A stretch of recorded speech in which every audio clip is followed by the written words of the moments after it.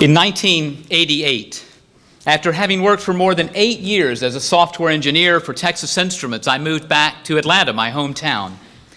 I'd lost contact with most childhood friends, so I set out making new friends and finding a new community. In Texas, I had done this in 2 ways: through friends at my church and playing volleyball as often as 6 nights a week. In 1988, I had grown dissatisfied with traditional religion as I understood it. And at that time in my life, in 1988, I had never heard of Unitarian Universalism. That would not happen until the next year, 1989. And so I chose option 2, and I went in search of a volleyball league to play in. Luckily, I found a league near my home in downtown Atlanta. I eagerly went one Friday night, and I enjoyed the rigorous, the high-caliber play until I slowly, very slowly, realized that this league was somehow different.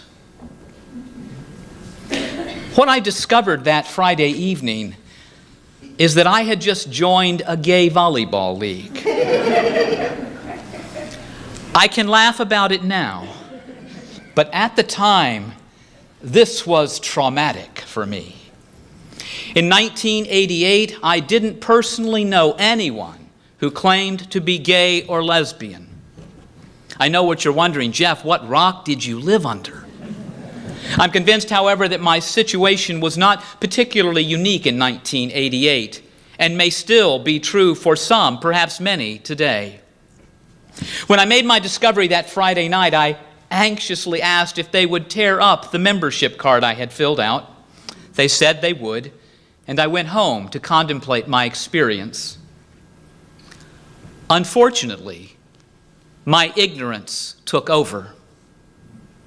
I'm not proud of this, but that night, 27 years ago, I felt dirty. This is hard to say, but in my ignorance, I had no difficulty equating homosexuality with child molestation. In my ignorance, I wondered what disease I might have contracted. In my ignorance, I actually thought taking a shower would help. Today, because Unitarian Universalists welcome openly gay men and women, and because of the many gay and lesbian friends I've made through our congregations, I credit Unitarian Universalism for helping me to begin the hard work of overcoming my deeply ingrained homophobia. In my estimation, one of the great advantages of being a Unitarian Universalist is that there are some very forward-looking people in our faith who encourage us to confront our own prejudices. There are people who are years ahead of me in their thinking and who are willing to challenge me, to accept me, to nurture me as I struggle to be more inclusive. I'm now a strong advocate for diversity in its many forms. What I have come to believe is that lack of diversity breeds ignorance. It is by getting to know others who are different from ourselves that we begin to break down the stereotypes that society is all too happy to provide us. It's by getting to know others who have substantially different life experiences from ours that we can begin to appreciate our differences, and equally important, to understand what we share in common. But this is just the tip of the iceberg. My homophobia, my irrational fear based in ignorance was obvious. It was out in the open. That part of our phobias is easier to deal with. More difficult are the many subtle ways that our phobias manifest themselves. They're difficult because we usually are less aware of them. Or we may be aware, but we may feel that we have no place to safely address them. There are many ways that these subtleties play out, and I'd like to share a couple of examples with you. I suspect that most of us enjoy bookstores and often peruse them for enjoyment. I suspect that many of us who are white would not think twice about looking in the African American section to see what interesting titles there might be.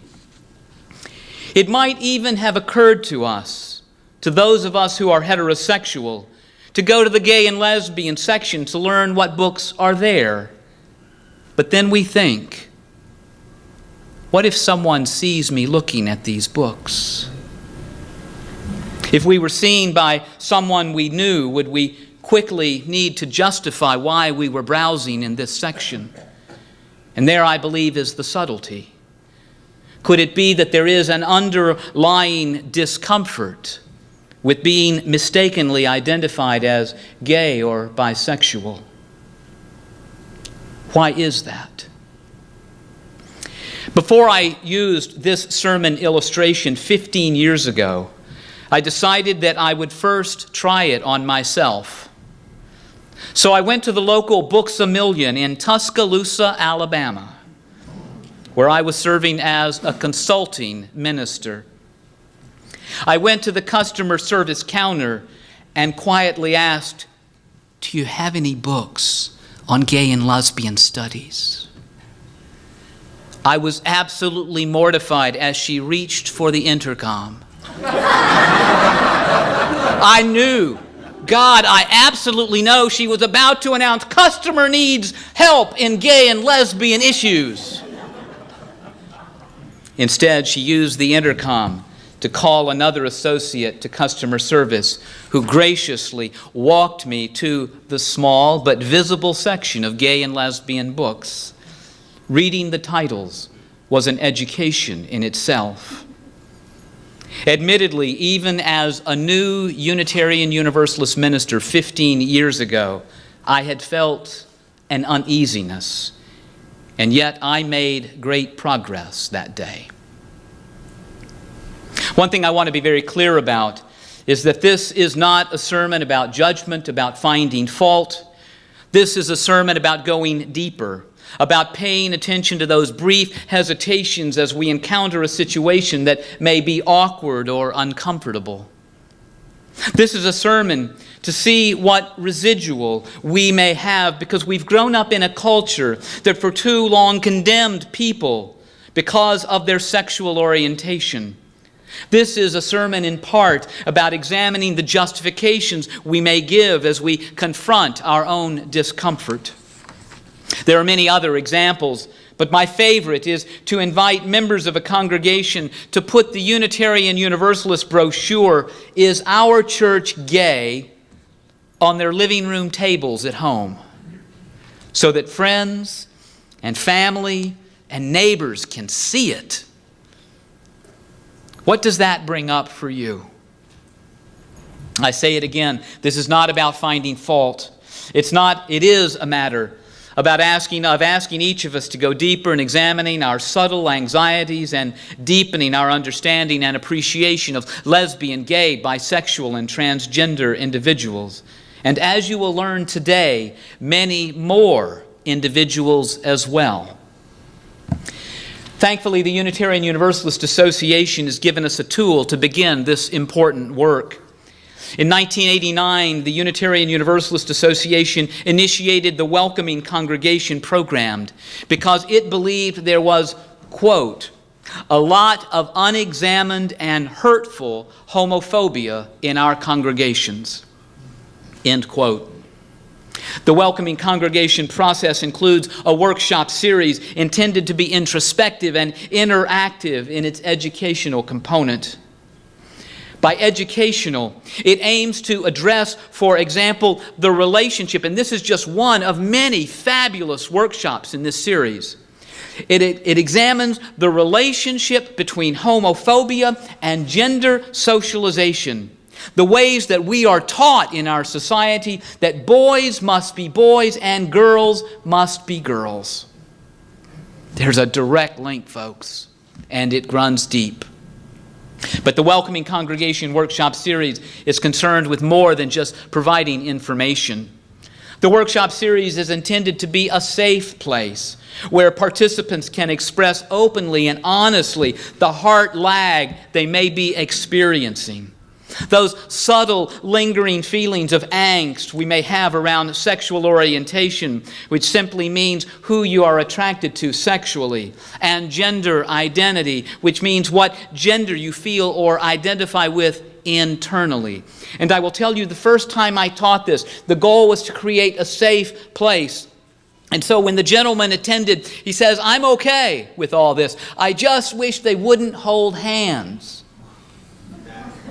Okay? And, we hear that. And we knew that, first of all, this had to be a safe place for him to be able to say that and not be judged and condemned. But that's what I mean by creating a safe place where a statement could be made and dealt with and examined, not judged. Emerson completed the Welcoming Congregation workshops in the mid-2000s and was recognized as a welcoming congregation in 2007. As of May 2012, 64% of U.S. Unitarian Universalist congregations are recognized as welcoming congregations. And 95% of U.S. congregations with members more than 150 members are so recognized. So it's easier for large congregations to do this than small. I provided this background information because Emerson has many new members. And this is an important part of our history, and it's an education piece that you may have missed.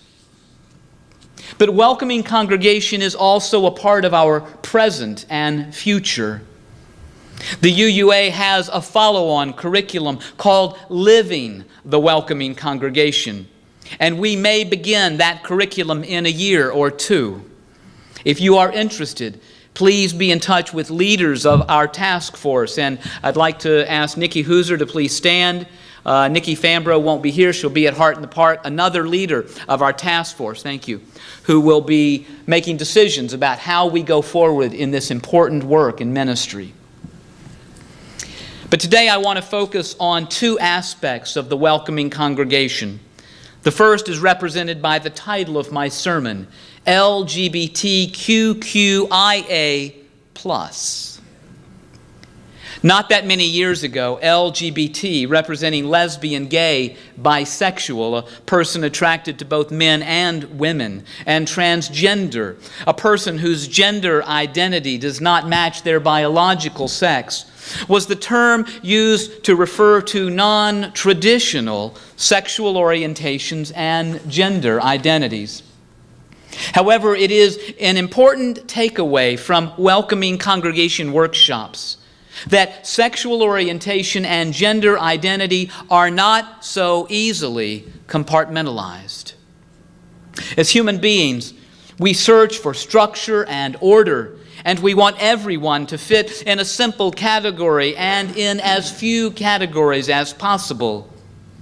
But that is like saying that all black people have the same experiences and are easily described as a single group, and nothing could be farther from the truth. The additional letters beyond LGBT are an attempt to recognize this greater diversity in sexual orientation and gender identity. They are an attempt to be even more inclusive. And yet there is a flaw in this thinking. In preparing for this sermon, I emailed the director of identity-based ministries at the Unitarian Universalist Association, asking about the meaning of some of the letters used today. Here is part of the response I received. One of the things I'll encourage you to keep in mind for the purposes of your sermon is that there is a very understandable temptation, particularly on the part of folks with relatively normative/privileged identities, to be drawn to definitions of terms as a way of seeking to understand the fabulous, enormous world of gender and sexual diversity. It's absolutely fine. It's written. It's absolutely fine to be curious, and it's more than fine to seek out accurate sources to learn about things that broaden our worldviews. But sometimes, Folks fall into the trap of thinking that if they can understand the label, that they will understand the box and what's in it. In fact, there is no box, it's written. Language is something we use to make meaning, but it actually takes getting into relationship to really broaden our understanding. To me, these are prophetic words. For example, the first Q is for queer, but it means different things to different people. It can mean non-heterosexual. It can mean not fitting cultural norms. It can mean attracted to people of many genders. It can mean anti-assimilation and challenging the status quo. Or it can be a slur for someone perceived to be gay or lesbian. And it could mean something else. The bottom line is, don't get hung up on the categories. Instead, get to know individuals rather than letters and labels. Yes, says the director of identity-based ministries, it is fine to be curious and more than fine to seek ways to learn more about the fabulous, enormous world of sexual and gender identity. Because I know you are curious, I will tell you that the second Q is for questioning, the process of discovering one's sexual orientation. The I is for intersex, a person whose biological sex does not fit with the male or female sex. A is for asexual, a person with little or no sexual attraction to others, but some can experience sexual arousal. And some use A to mean allies, those with normative or privileged sexual orientation and gender identity. If all this seems confusing, I have a list. The director sent me this list of 49 terms which speak to the diversity of our growing understanding of sexual orientation and gender identity. I knew most of them, but certainly not all. Again, in a congregation like Emerson, make no assumptions. Instead, let us create a safe place where all are welcome. It is then that we are achieving our vision of being a radically inclusive, open-minded, beloved community. If our first task is to seek understanding by welcoming and getting to know others, then our second task is to be witnesses and advocates so that the larger communities we live in can also be welcoming. Today we will hold our 6th annual Heart in the Park. It is our public witness for marriage equality so that everyone can have the right to marry the person of their choice. We will have singing, special guests, drumming, and the local press have responded and shown interest in our event. I hope you will be there. I said earlier that being a welcoming congregation is our past, our present, and our future. We have done work in this space, and we will continue to grow in our understanding of sexual orientation and gender identity. We will continue to be welcoming. I have no doubt that marriage equality is coming to Georgia. This will create angst and even anger in our local community. Let us therefore also seek to understand those for whom marriage equality is a source of great fear, a conflict for them with what they've been taught is true, and a threat to traditions they hold to mightily. Remember, it might be a 30-year-old software engineer from the South who grew up and loved the church, who needs our care, our gentle words, and our patience. When we do this, we are not only the radically inclusive, open-minded, beloved community, we are also a vibrant source of peace and hope and healing. May it be so.